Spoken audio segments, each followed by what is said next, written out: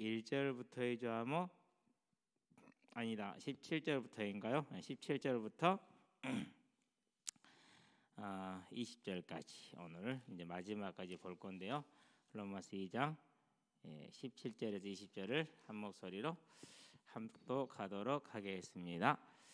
보라 아니죠. 유대인이라 불리는 네가 율법을 의지하며 하나님을 자랑하며 율법의 교훈을 받아 하나님의 뜻을 알고 지극히 선한 것을 분간하며 맹인의 길을 인도하는 자여 어둠에 있는 자의 빛이요 율법에 있는 자의 지식과 진리의 모본을 가진 자로서 어리석은 자의 교사여 어린아이의 선생이라고 스스로 믿으니 아멘. 끝까지 이제 봐야 되는데 일단 여기까지만 읽고 오늘 이제 2장을 마치도록 하는데 1장에서는 이제 이방인이 죄인이라는 것을 말하고 2장에 와서는 유대인 누구도 죄인이요라고 말을 하면서 앞에서 이미 여러 가지 얘기를 한 다음에 지금부터는 유대인들이 가장 자랑스럽게 여기는 그래서 역시 유대인의 죄가 되겠죠. 가장 자랑스럽게 여기는 것들을 이제 하나하나 이제 깨뜨리는 겁니다. 자, 17절을 볼까요? 원래는 이제 대라는 전치사가 있어서 보라, 그러나, 만약 이렇게 이제 연결 접속사가 있습니다. 영어로는 now you 이렇게 얘기를 하고 있잖아요. 자, 유대인이라 불리는 네가 유대인, 히브리인, 이스라엘. 자, 유대인은 이제 종교적인 이제 율법적인 관점으로 볼 때 모세의 율법을 가진 사람들이란 뜻으로 부를 때 유대인. 그런데 언제 이게 이제 나오게 되죠? 바벨론 포로기 때 잡혀가게 되죠. 그러면 바벨론 포로기 때가 언제입니까? 이제 기원전 6세기 때잖아요. 그러면은 이제 이미 북이스라엘은 뭐가 된 거죠? 소멸이 된 상태예요. 그 상태에서 남유다 거기에 일부 이제 레위 족속, 베냐민 족속이 함께 있겠죠. 요 남유다가 이제 남아서 혈통을 유지하고 있는 거죠. 그래서 그 사람들은 뭐라 그런 거예요? 유다의 지파, 유다의 사람들. 그래서 유대인이 된 거예요. 히브리인 그러면 이제 언어학적인 측면에서 히브리어를 쓰는 사람들을 이스라엘에는 구원받은 측면에서 이렇게 이제 부르는 이름인데 여기서 이제 유대인이란 말은 뭘 인정해 주는 거예요? 너희들이 그렇게 전통이 있게 유다 지파로서 이렇게 남은 자들로서 이렇게 말하는 거죠. 그래서 유대인이라 불린다 이 말은 이제 그런 역사적인 배경을 가지고 있어 유다 지파에서 비롯된 남은 자들이죠. 네가 율법을 의지하며 그래서 이제 그러면 유대인이라는 자부심이 있어요. 유대인 이스라엘은 다르죠. 그렇죠? 유다 지파를 중심으로 보는 게 유대인이기 때문에 그런 다음에 율법을 의지한다 그랬어요. 이게 분명히 자기들은 멋대로 사는 거죠. 율법을 따라 사는 거죠. 그 중에서도 가장 율법을 따라 사는 사람들을 바리새파다라고 얘기를 하죠. 그래서 바리새인. 자, 하나님을 자랑하며 하나님을 자랑스럽게 생각했어요. 그러니까 창조주 유일하신 하나님을 믿는 것에 대해서 대단히 기뻐했고 즐거워한 거예요. 그러니까 어떻게 보면은 뭐 크게 뭐 잘못된 것 같지 않죠. 뭐 자랑할 만하잖아요, 그렇죠? 이것이 이제 유대인들의 첫 번째 자랑이에요. 그래서 유대인이라는 자랑, 율법을 가지고 있다라는 자랑, 그리고 하나님을 사랑한다는 그 자랑 세 가지죠. 자, 율법의 교훈을 받아 하나님의 뜻을 알고 그랬어요. 하나님의 뜻은 뭐죠? 구원이죠. 메시아를 보내시겠다는 거죠. 이제 정확한 히브리어 음역을 하면 메시아흐 이렇게 발음을 해야 됩니다. 메시아흐, 우리랑 메시아 이렇게 하는 것이죠. 자, 율법의 교훈을 받아 하나님의 뜻을 안다 그랬어요. 자, 율법은 뭘 지칭하는 겁니까? 율법은 오직 우리에게는 예수를 통한 대속으로만 구원받을 수 있음을 가르쳐 주는 것이죠. 그래서 하나님의 뜻은 뭐죠? 그리스도를 통한 구원의 역사를 지금 말하는 겁니다. 그것을 이스라엘 사람은 자기들은 알고 있다고 생각했어요. 근데 자기들이 알고 있는 하나님의 뜻과 실제 하나님의 뜻은 뭐가 있었어요? 차이가 컸죠. 유대인의 구원과 지상 낙원. 그래서 다윗 왕궁의 부활. 이걸 이제 그들은 바라고 있는 하나님, 그들이 알고 있는 하나님의 뜻이에요. 왜 이렇게 변질이 됐을까요? 이제 그게 이제 많은 역사적인 시련 속에서 이제 그렇잖아요. 유대인으로서 하나님을 섬기는 삶을 살다 보니까 사마리아인들처럼 섞여버리면 편하잖아요. 육신적으로는. 근데 안 섞이니까 어디를 가든지가 뭐가 되는 거죠? 이제 구별이 되고 차별이 되는 거잖아요. 그런 수많은 그 과정 속에서 당연히 형성될 수 있는 게 뭐죠? 이 고통에서의 구원이라는. 그러면서 또 뭐가 만들어지는 거죠? 그들이 버티는 힘 중에 육신적인 가장 큰 힘이 뭘까요? 우리는 구별된 자라는 자기들을 구별하는 거. 그거 아니면 건드기 힘들 거예요. 그래서 이제 그런 생각이, 그런 식의 해석과 그런 식의 유도가 자연스럽게 이루어지는 유대교가 탄생을 하는 겁니다. 이스라엘과 유대교는, 유대인은 다르죠. 분명히 범주가 지금 다른 거예요. 이렇게 만들어지는 겁니다. 하나님의 뜻을 알고 지극히 선한 것을 분간한다 그랬어요. 자, 지극히 선한 것이 뭐겠어요? 여러 가지로 말할 수 있지만 하나님의 뜻이라고 그랬으니까 역시 하나님의 뜻과 연결지어는 게 가장 이제 합당한 얘기가 되겠죠. 자, 그래서 선한 것을 분간하는 사람들이에요. 그게 이방인들은 하나님을 모르니까 선과 악을 알 수 있어요, 없어요? 우상을 섬기는 게 악인지 알아요, 몰라요? 모르잖아요. 근데 자기들은 뭘 아는 거예요? 그건 우상을 숭배하는 것은 하나님께 죄를 짓는 것은 악이라는 것을 유대인들은 안다라는 거예요. 그러니까 이제 우상 숭배가 죄라는 것도 알고 있는 너희 아니냐, 즉 선을 알고 있고 이방인들은 하나님을 떠난 사람 선을 알 수 없는 거죠. 그게 자부심이라는 거죠. 자, 맹인의 여기까지는 하나님을 향한 거예요. 17절 18절은 지금부터는 이제 세상을 향한 거죠. 맹인의 길을 인도하는 자요. 당연하죠. 하나님을 모르면 다 맹인이니까. 모든 이방인들에 대한 뭐로 선 거? 자기들이 선지자로 교사로 섰다는 자부심이 있다라는 거죠. 자, 어둠에 있는 자의 빛이요. 같은 뜻이 되겠죠. 율법에 있는 지식과 진리의 모본을 가진 자로서, 자, 율법에 있는 지식과 진리, 특별히 분리가 되지 않는 것을 중원법적으로 나란히 썼습니다. 지식과 진리를 따로 구분하기 힘들어요. 자, 모본을 가진 자로서 이제 여기에 대한 이제 본문에 대한 해석은 조금씩 달라요. 자, 모양을 가지고서 이렇게, 모본 모양을 가지고서 이렇게 해석하는 해석이 있고, 자, 모양을 가진 자로 가지고 있기 때문에라는 비코우스를 넣어가지고 해석하는 자가 있고 해석이 있고 그래요. 칼빈은 비코우스를 넣어서 해석을 했어요. 그래서 NIV 같은 것도 비코우스를 넣어서 번역을 해놨어요. 그런데 우리는 일단 이제 율법에 있는 지식과 진리의 모양을 가지고서 또는 가지고 있기 때문에 어리석은 자의 교사요 어린아이의 선생이다. 어리석은 자, 어린아이는 같은 뜻입니다. 역시 중원법입니다. 그래서 이제 우리가 이제 어린아이는 자주 이렇게 어리석음의 대표로 이렇게 쓰임을 받고 있다는 걸 기억을 하면 돼요. 자, 선생이랑 어떻게 믿었다고 그랬어요? 스스로 믿었다 그랬어요. 스스로 믿었다는 말이 무슨 말입니까? 하나님이 인정한 게 아니라는 거예요. 자, 지금 바울이 로마서를 쓰고 있습니다. 우리는 바울이 항상 쓸 때마다 누구라고 말을 하죠? 그리스도의 사도라고 얘기를 하지요. 왜 그렇게 하느냐 하면은요, 지금부터 내가 하는 말은 내 말이 아니라 하나님의 말씀이야 라고 말하는 거예요. 그렇기 때문에 대단한 권위의 선포이기도 하고 믿는 자, 듣는 자, 듣고 읽는 자들에게 그 말씀에 순복할 것을 명하는 명령이기도 하고 그래요. 그런 사도가 바울이 자기가 사도로 밝히고 나서 로마서에 이 글을 쓰면서 유대인을 향해서 너가 스스로 믿은 거야, 하나님이 인정하신 게 아니야 라고 지금 말하는 거예요. 얼마나 당황스럽겠어요. 그렇죠. 많이 당황스러워요. 정말 많이 당황스러울 거라는 것은 뭐 안 봐도 훤히 아는 사실이죠. 자, 이렇게 이제 유대인들이 가지고 있는 자기들의 자부심 17, 18 하나님을 향해서 19, 20 세상을 향해서 또는 이방을 향해서 가지고 있는 자부심에 대해서 사도 바울이 뭐라고 할까? 그건 너희 생각이지. 이건 네 생각이지. 하나님이 인정한 것은 아니라고 못을 딱 박아버린 것이죠. 자, 우리는 여기서 이제 뭘 보는 것입니까? 예수님께서 마태복음 23장에서 뭘 지적합니까? 유대인들의 그 자기들만이 가지고 있는 틀린 생각들을 지적을 하죠. 자, 23장 3절에서 뭐라고 이렇게 얘기를 합니까? 예수님께서 이런 얘기를 하시죠. 자, 그러므로 무엇이든지 그들이 말하는 바는 행하고 지키되 그들이 행하는 행위는 본받지 말라. 그들은 말만 하고 행하지 아니하며 또 무거운 짐을 묻고 사람의 어깨에 지우되 자기는 이것을 손가락으로도 움직이지 아니하며 이렇게 얘기를 하죠. 실제로 유대인들은 말만 하고 행하지를 않았다라는 것을 바울은 이렇게 이제 구체적으로 하나씩 나열해서 지적을 하고 있는 것이죠.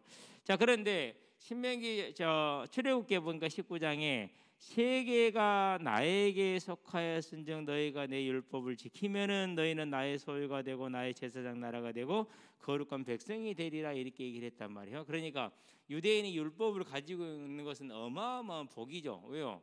모든 전 세계가 하나님께 우주가 속하여 있으니까 하나님의 말씀을 지키기만 하면은 그들은 하나님의 소유가 되고 구별된 거예요. 얼마나 복을 받은 게 이스라엘은. 그렇죠? 그러면서 제사장 나라가 되겠다라는 것은 이스라엘 통해서 뭐 하겠다라는 거요? 열방을 구원하시겠다라는 것이죠. 그렇죠? 제사장은 나아오는 자의 죄를 해결시켜서 하나님께 나갈 수 있는 길을 열어주는 자이기 때문에 중보자잖아요. 그러니까 모든 열방의 제사장의 나라가 된다. 이스라엘 통해서 열방을 구원하시겠다라는 거죠. 그게 이제 메시아 언약이란 말이죠. 이런 복을 받았는데 그들이 이제 이 복을 뭐다가 바꿨어요? 육신의 우상하고 바꿨어요. 그런데 이게 하루아침에 딱 이루어지면 사람들이 안 속을 수도 있고 그러는데요. 근데 하루아침에 바꿔도 이루어지는 것 같아요. 자, 여로보암을 이제 내일은 보게 될 건데 여로보암이 당장에 바꿨는데 당장에 따라갔어요. 금송아지를 만들고 이것이 너희의 하나님이라. 그러니까 전부 다 거기서 열렬히 뭐하죠? 우상 숭배를 하죠.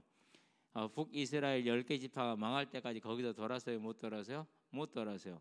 그럼 하나님이 선지자를 보냈어요? 안 보냈어요? 많이 보냈죠. 그런데도 그 말씀을 들어요? 못 들어요? 못 듣는 거예요. 그래서 그러면 그들만 그럴까요? 안 그러면 오늘날 교회에도 그럴 가능성이 있을까요? 그럴 가능성이 크죠. 그래서 근신하라 깨라 너희 대적 마귀가 베드로전서 5장 8절에 보니까 마태복음 24장 24절 할 수만 있다면 믿는 자라도, 그렇죠? 고린도후서 11장에 보니까 뭐라고 그랬습니까? 11절 14절에 이것이 이상한 일이 아니라 천사도 자기를 무엇으로요? 하나님의 일꾼으로 가장하느니라. 그렇게 해서 하나님을 떠나게 만드는 것이죠. 그런데 떠나가는데 그걸 모른다니까는요. 하나님은 이웃을 구제할 때 선한 일을 행할 때 오른손에 하는 일을 왼손이 모르게 하라. 하늘에 계신 너희 아버지께서 다 아시느니라. 그 말은 저와 여러분들이 헌금을 할 때나 이럴 때 뭐 하라는 거요? 믿음으로 하라는 거거든요. 자랑으로 하지 말라는 거죠. 그러면 교회는 헌금을 받을 때 어떻게 받아야 돼요? 당연히 그렇게 해서 그가 드린 헌금이 하나님 앞에 상급이 되게 해야 되죠. 그런데 오늘날 교회 주보는 담보가 나와요. 헌금자 명단이 다 나와요. 액수는 비록 안 나오지만 명목까지 다 나와요. 그래서 그게 양이 제일 많아요. 주보라는 것은 하나님 교회의 소식을 전달하는 소식지잖아요. 그럼 주보에 헌금자 명단에 나올 이유가 있어요, 없어요? 그럴 이유가 없어요. 그런데 전도사인 저도요, 전도사 시절에 내 이름 있나 찾아보게 되더라니까요. 그러면서 뭘 느꼈느냐? 아, 이렇구나. 그래서 내가 상급을 지금 다 뭐 해버리고 있구나? 다 소진해버리는구나. 교회가 절대로 이래서는 안 되는구나. 근데 그런 부분을 지적을 하는데 사람들이 들어요, 못 들어요? 못 들어요. 그러고 막 자기 헌금하고 자기 얼마 했다는 이름이 방송에 나오고 막 그러니 뭐 좋아하고 신천지하고 똑같아요. 신천지도 그런다면서 잘은 모르겠는데 헌금으로 가지고 경쟁을 시킨다면서요. 네. 그 정도가 아니요. 어떤 목사님은 한 번 집회를 이렇게 이제 뭐 이렇게 임직식 같은 게 인도하면은 1억에서 2억이야. 그 한 번에 한 것이. 그게 말이 돼요? 만약에 그것을 세상에 알면 어떻게 되게요? 세상적인 평가를 받는다면은, 그렇죠? 모든 사람들이 그렇게 말할 겁니다. 절대 교회에 가서는 안 된다. 그런데 그런 일을요, 충성이라고 하나님께 드린 거라고 이렇게 얘기를 해요. 그러지 말고 전도사들 60만 받는 사례비나 올려주세요.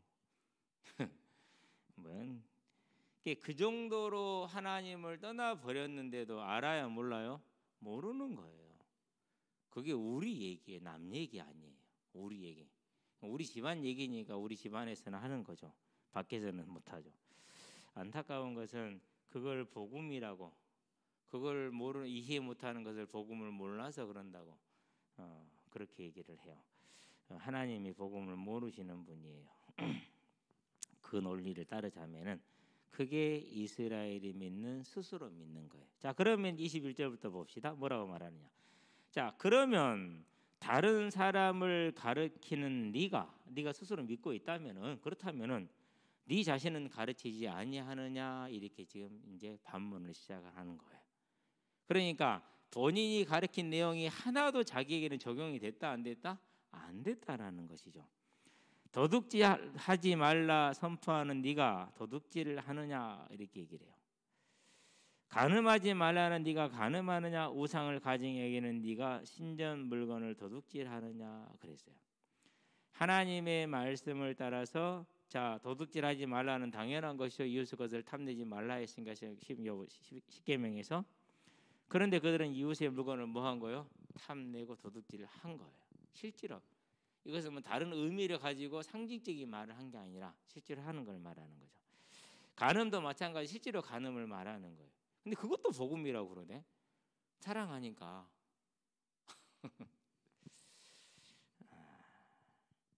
심각한 거죠. 얼마만큼 이렇게 무디어졌는가를 뭐 하는 거예요? 보여주는 걸 지금 말하는 거죠. 실제 지금 여기서는 이렇게 육신적인 간음을 말하는데 우상 숭배를 하는 그런 간음 아닙니다. 근데 나중에 우상 숭배 나오니까 우상을 가증히 여기는 네가 신전 물건을 도둑질하느냐 그랬어요. 그렇다는 얘기는 신전 물건을 도둑질한다는 말은 무슨 말이냐면요. 자, 신명기 7장에서 보니까 25절에 가나안 족속들이 우상을 만드는데 거기다 뭘 입혀요? 금을 입히잖아요. 그렇죠? 그러니까 그 금도 뭐 하라고 그랬어요? 불살라 버리라 그랬어요. 금이 불살라지나 봐요. 이게 하나님은 자, 신명기 7장 25절에 너는 그들이 조각한 신상들을 불사르고 그것이 입힌 금이나 은이나 금을 탐내지 말며 취하지 말라, 버리라는 소리잖아요. 그렇죠? 그러면은 여기서 금을 신전에서 도둑질했다라는 얘기는 무슨 말입니까?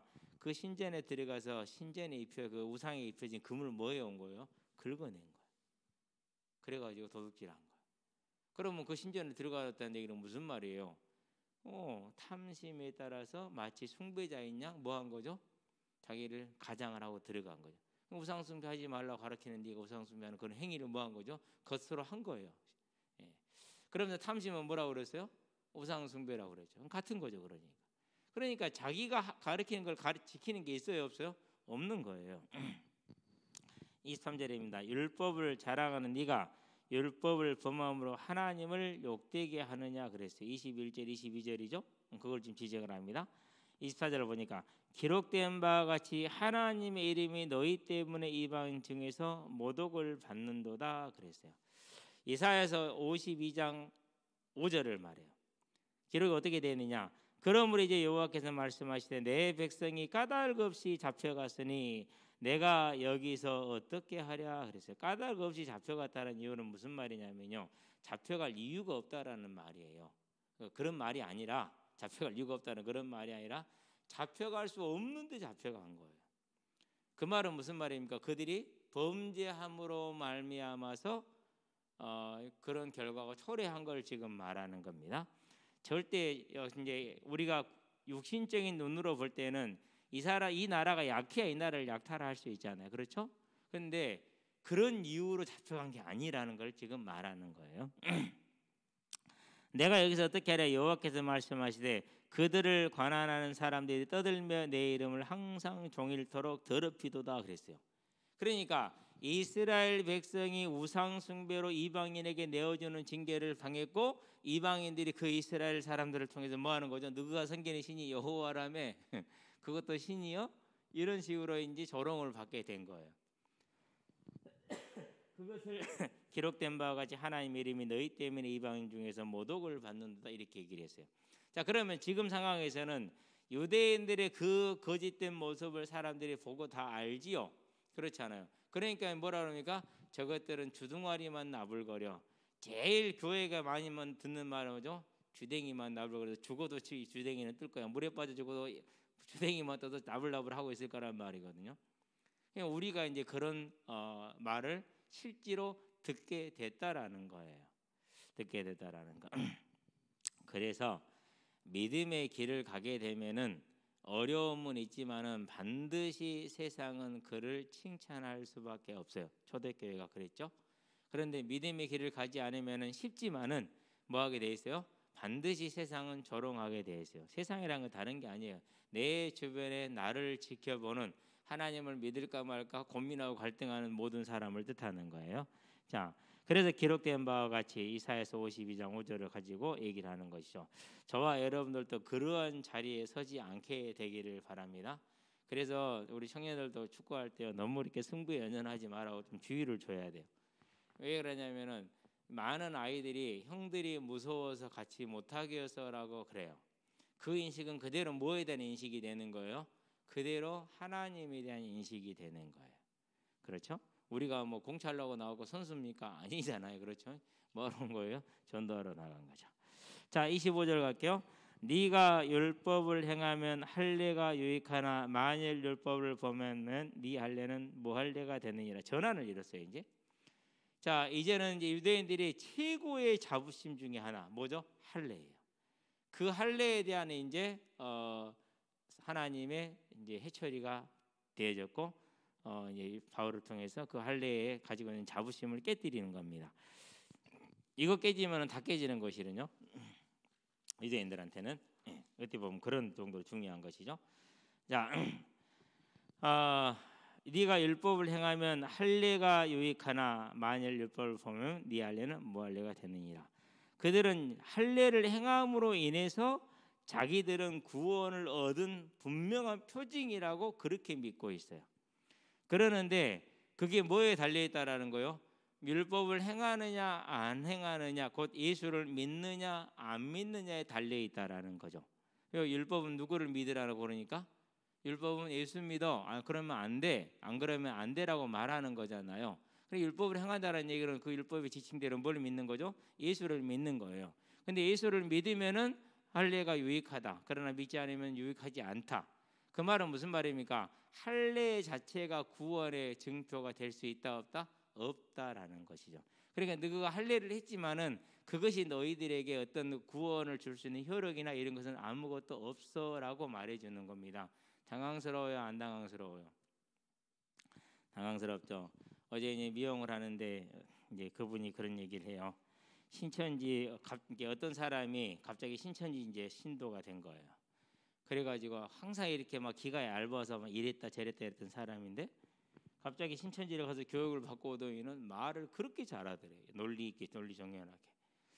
그러면서 자기에게 막 자료도 주고 이것밖에 진리가 없다, 여기만이 구원이 있다, 나머지는 다 가짜다, 구원도 이렇게 얘기를 하면서 계속 얘기를 하더래요. 자료 주면은 바로 버려버리고 나는 잘 믿고 있으니까 오지 마라 이렇게 얘기를 했더니는 무슨 말하고 가느냐, 돼지에게 진주를 보면 주면은 못 알아듣는다더니 진짜로 그렇다라 그러고 이제 그 다음부터는 안 오더래요. 이제 무엇을 말해주는 거냐 하면은요, 가장 중요한 게 믿음의 핵심이 뭐죠? 그게 사랑이에요. 죄인인 나를 하나님이 구원하심으로 내가 구원받은 것이지 내가 무엇이 잘나서 받은 게 아니에요. 그러면은 돼지에게 진주를 주지 말라는 것은 주님만이 할 수 있는 얘기지 우리는 할 수 있는 말이 아니에요. 우리는 입에 담을 수도 없는 차원이에요. 그거예요. 그런데 스스로 그렇게 했다라는 얘기는 뭘 가지고 있다라는 거예요? 선민의식을 가지고 있다라는 거예요. 그러면은 유대인의 선민의식, 이스라엘의 선민의식과 유대인의 선민의식 구분되죠. 이제 이스라엘 그러면 12지파를 뜻해요. 유대인 그러면 그 남은 자들을 뜻해요. 남유다. 그 유대인들의 선민의식에 빠져 있는 것이 맞아요, 틀려요?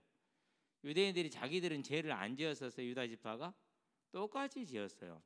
그래서 열왕기하 17장 보면은요, 유대인들도 이와 같이 죄를 범하였는데 버림받은 것은 10지파밖에 아니에요. 그러니까 우리가 그 역사적인 사실과 성경을 안다면은 우리도 죄인인데 하나님이 남겨놓으셨구나. 그리고 이 남겨진 자들 중에서 메시아를 보냈구나. 할렐루야 감사하다라고 겸손함으로 나와야 되잖아요. 그게 복음이에요. 그런데 그게 없으니까 어떻게 해야 되는 거예요? 돼지에게 진주를 주니까 못 알아보네. 이러고 이제 복음을 못 깨닫네. 그러고 이제 가는 거잖아요. 그렇죠? 그러니까 복음을 받은 사람들의 여러 가지 특징들 중에서 제가 제 자신을 볼 때, 경험상으로 볼 때, 또 이제 이 경험은 어느 정도 일반성과 객관성이 있어요. 왜 그러느냐 하면은요, 성경을 읽고 이해되고 그런 것들을 가지고 주석을 읽으니까 같아요. 물론 수정되는 부분도 모르는 것도 참 많아서 알게는 되는데, 이 주석을 쓴 분은 지금 이게 지금 언제 써진 주석인데 나하고는 일면식도 없고 신학도 같이 한 적도 없고 그 신학을 내가 배운 적도 없어요. 같은 학교가 아니었으니까.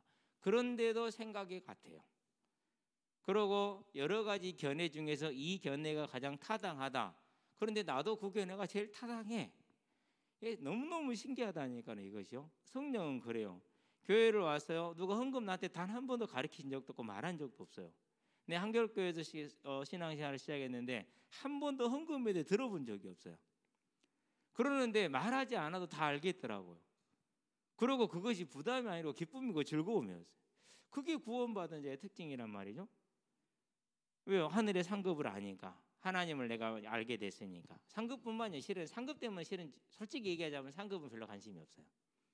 진짜 얘기하면 단지 뭐 할 뿐이에요? 그냥 하나님이 좋은 거예요. 그래서 하게 되고 기쁨으로 하는 것이, 상급을 많이 얘기하긴 해요. 별로 관심 없어요.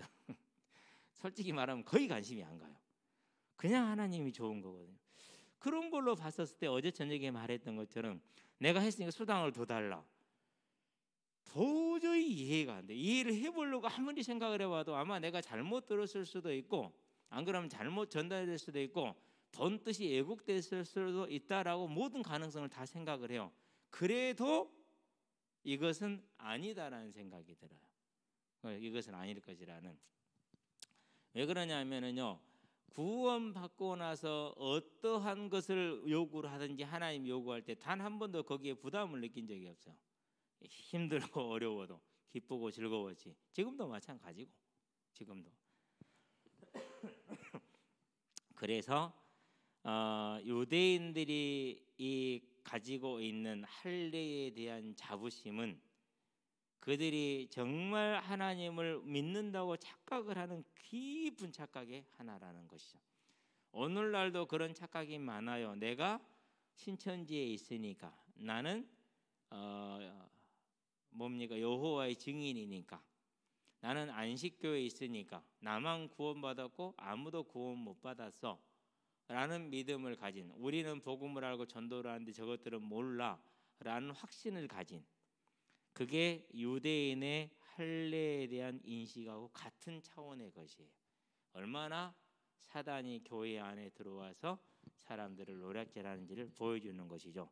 그런데 이 할례가 율법을 행하면은 할례가 되지만 안 행하면 무할례가 된다.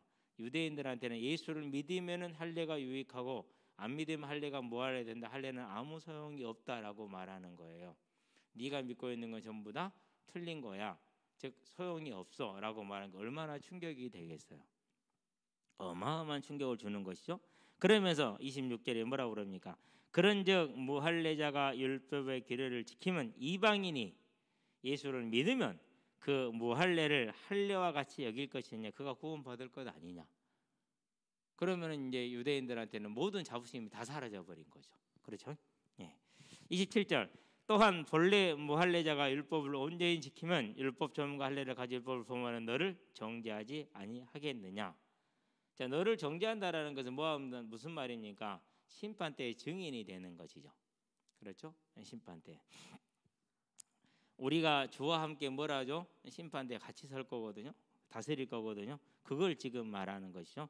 그래서 오히려 이 할례를 가지고 있고 율법을 가진 유대인들의 모든 자부심이 예수를 믿었으면은 자부심이 될 수 있을지언정 안 믿었으면 소용이 없고, 오히려 예수를 믿은 자가 너희들을 심판하게 될 것이라는, 그들은 구원받고 너는 구원받지 못할 것이라는 얘기를 이렇게 지금 하는 겁니다.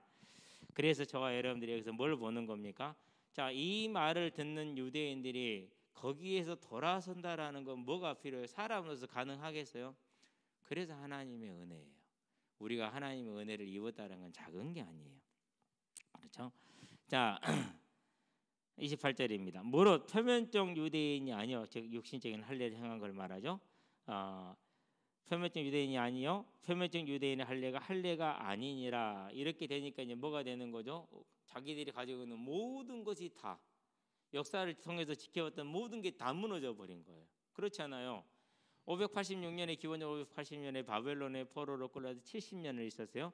그리고 이제 바벨론이 페르시아에 망하고서 고레스 왕이 유대인을 이제 돌려보내잖아요. 그렇게 돌아와서 이제 성전을 재건을 하고 그 얼마나 어려운 과정들을 하잖아요. 그렇게 해서 어디까지 온 겁니까? 지금까지 왔단 말이에요. 지금 예수님까지. 그랬는데 그 고난의 시간을 지내고 로마의 식민지로 있으면서 고난을 겪으면서 다 이렇게 그 로마의 법을 따르지 않고 지켜왔는데 자기들이 그것이 다 아무 소용이 없답니다. 얼마나 충격이 되겠습니까? 그래서 구원은 사람에게 있지 아니하고 설명과 설득에 있지 아니하고 누구한테 있다라는 거죠? 하나님께 있다라는 것을 보여주는 거죠. 아마 저라도 유대인이 이렇게 있으면 이런 말 듣고요, 그걸 버리고 돌아올 것이라고는 저는 일도 생각할 수가 없어요. 저도 못 돌아와요. 그러면 바울을 죽이면 죽였지. 그죠? 그러고 못 죽이니까 뭐하죠? 욕을 바가지로 했으면 했지. 차라리 그러지. 내가 잘못됐다 깨닫고 돌아오냐. 그럴 가능성은 없다고 생각이 돼요. 우리가 그래서 구원받은 것이 이러한 그러한 틀린 삶에서 우리가 돌아선 건 우리 힘이 아니에요. 오직 하나님의 택하심의 은혜인 것이죠. 마지막 절 볼까요?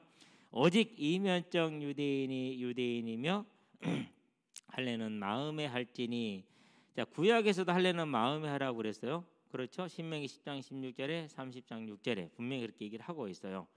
영에 있고 율법 조문에 있지 아니하는 것이라. 그 칭찬이 사람에게서가 아니라 내가 할례를 행했다, 너는 할례 행했어? 그런 것에서 나오는 것이 아니라 다만 하나님에게서니라. 곧 무엇입니까? 하나님에게서라는 것, 예수를 믿은 자만이 칭찬이 될 수 있다라고 지금 말을 해주는 것이죠. 그래서 저와 여러분들은 우리가 이 유대인들의 할례에 대한 자부심, 율법에 대한 자부심, 하나님에 대한 자부심, 모든 것들이 다 소용이 없고 오직 예수를 믿어야 된다, 이렇게 얘기를 합니다. 그런데 솔직히 우리가 그 자부심들을 가지고 있으면 돌아서겠어요? 못 돌아서겠어요? 못 돌아서요. 그래서 구원은 하나님께 있는 것이고 우리가 예수 믿는 것은 복 중의 복이고, 그러면 예수를 믿고 문제가 해결이 된다 안 된다? 안 될 수도 있고 오히려 어려워질 수도 있고. 근데 성경은 주께서는 어려워질 거라고 말씀을 하셨고, 저와 여러분들은요, 그래서 저와 여러분들은 뭡니까? 예수를 믿는 것을 육신적인 문제의 해결에 있는 해결에다가 중점을 두지 말고, 중점을 두지 말라는 얘기는 모든 걸 거기에다 맞추지 말라는 것입니다. 무엇에 맞춰야 됩니까? 우리가 택함을 받았고 하나님의 은혜로 우리가 고백을 하게 됐다라는 것에 가장 큰 의미를 줘야 돼요. 그래서 생명의 가치를 붙들어야만 이 땅에 사는 날 동안에 우리가 모든 것을 바르게 관리할 수 있어요. 여러분들이 선과 악도 다 바르게 관리할 수 있게 되는 거예요. 저는 마태복음 5장에서 팔복 중에서 복음문에서 너희가 욕을 먹을 때 기뻐하라, 이 말씀을 나는 나에게 일어나는 상상도 하지 않았어요. 그러는데 뭐 여러분도 좀 알겠지만 저도 한두 개밖에 몰라요. 정말 쉽게 말 존재하지 않는 말들이 돌았더라고요. 근데 제일 안타까운 것은 내가 욕 먹는 건 상관없어요. 근데 그런 이야기들까지 전부 다 아이들의 귀까지 다 들어간 거예요. 너무 이 사람들이 절제 없이 말한 거예요. 그렇게 해버리고 나니까 가장 가슴 아픈 건 다른 건 모르겠는데 그게 애들 귀에까지 들어갔다라는 게 제일 그게 미안한 부분이에요.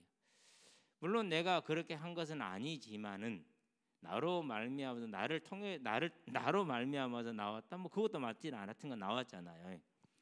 그러면 이제 그 아이들이 믿음과 예배를 드릴 수 있어요, 없어요? 아마 제가 알기로는 평생 어려울 가능성이 커요. 하나님이 거의 죽이기를 한 서너 번 죽였다가 살려내면은 그러면 좀 가능성이 있을까 모르는데 그럴 가능성도 없다고 봐요. 그래도 안 된다고 저는 알고 있어요. 저와 여러분들이요, 앞으로 이제 우리가 살아가는 날 동안에 언제나 저와 여러분들은 그 모든 상황 속에서도 하나님을 믿는 믿음을 가지시라. 가장 중요한 거죠. 어제 저녁에 이것을 이제 제가 무슨 책을 하나 봐야겠다는 생각이 들게 했는데요. 이제 차를 타고 가면서 곡동 방송을 틀었는데 그 제집 맡은 오리고 어찌 좋은 친구는 이 찬양 있잖아요. 그 찬양의 가사가 어떻게 나왔는지를 설명을 해주더라고요. 25살 먹은 청년이 결혼 전날 밤에 신부가 물에 빠져 죽었어요. 그래서 아일랜드에서 캐나다인가 그리로 이제 갔어요. 왜? 너무 고통스러우니까 새로운 환경으로. 거기에서 또 이제 사랑하는 사람을 만나서 약혼을 했는데 그 약혼자도 또 사고로 죽었어요. 그런 중에 이제 소식이 왔는데 어머니가 위독하다라는 소식이 온 거예요. 그러면 이제 소식이 도달했을 때는 이미 돌아가셨을 가능성이 안 그러면 또 크고 또 자기가 돌아가는 동안에 어머니는 돌아가시겠죠. 오늘 아침에 비행기 타고 씩 갈 수 있는 상황이 아니니까 배를 타고 가야 되니까. 그래서 이제 너무너무 안타까운 마음에 어머님의 내가 옆에 있지 못하지만은 예수님은 항상 함께 계시니까 예수님께서 어머니의 친구가 되주세요 라는 마음을 가지고 쓴 시가 제집 맡은 오리고 어찌 좋은 친구는 이 시예요. 그 시에 곡을 붙여서 찬송가가 된 거죠. 자, 그러면은 어제도 우리가 감사할 이유를 얘기를 했지만은 하나님이 그 청년에게서 사랑하는 사람을 2번을 뺏어갈 때 만약에 우리가 말했던 기준으로 보면 네가 복음을 몰라서 그래 라고 말했겠죠. 근데 하나님은 뭐가 있었어요? 그 아름다운 가사를 끌어내기 위한, 어찌 우리는 뭐 그것을 맞다 틀리다 선하다 악하다 판단할 수는 없어요. 그런데 그 고통 중에서 그 하나님을 끝까지 바라고 신뢰한 사랑하는 사람을 2번을 잃었죠. 이제 어머니까지 잃게 됐죠. 그런 중에 하나님을 의지하고 주님의 이름을 부르는 그 청년의 아름다운 믿음이 정말 어떻게 보면 너무너무 귀하고요. 또 그렇게 해서 그 아름다운 찬송을 통해서 지금까지 많은 사람의 믿음과 그걸 붙들어주는 하나님의 그것도 놀랍기도 하고요. 저와 여러분들은 복음은 위로고 사랑이라는 것 절대 잊지 않기를 주의 이름으로 축원드립니다. 기도합시다. 살아계신 아버지 하나님, 하나님께서 우리를 죄와 사망에서 이 민족에 굳어져 있는 우상 숭배의 틀과 사고와 생각 속에서 전적으로 구원하시고 건져 주신 것에 대하여 감사를 드립니다. 바울이 유대인의 모든 자부심과 믿음을 지적함을 통해서 그 지적을 받았었을 때 사람의 힘으로서는 절대 돌아설 수 없다라는 것을 알게 하시고 우리가 구원받은 것이 오직 정적인 하나님의 은혜요 전능한 하나님의 은혜임을 알게 하셨으니 이제 이 은혜에 감사함으로 우리의 삶을 세워나가며 살아갈 수 있도록 주께서 붙드시고 인도하여 주시기를 그리스도신 예수의 이름으로 기도합니다. 아멘. 이제는 우리 예수 그리스도의 십자가 대속의 은혜와 독생자 예수를 죄인을 위해 아끼지 않고 내어주신 하나님 아버지의 무한하신 사랑과 지금도 죄인을 생명과 의와 영화의 길로 인도하시는 성령의 내주교통 역사하심이 오직 구원하신 그 하나님을 바라보며 감사함으로 하나님을 사랑하고 세상을 사랑하되 전도자로서의 의무를 다하고 예배자로서의 의무를 다하며 중직자로서의 의무를 다하여 이 땅에 복된 삶을 누리게 될 우리 모든 대학 청년들과 복음의 진로 위에 지금으로부터 영원토록 함께 계실지어다. 아멘.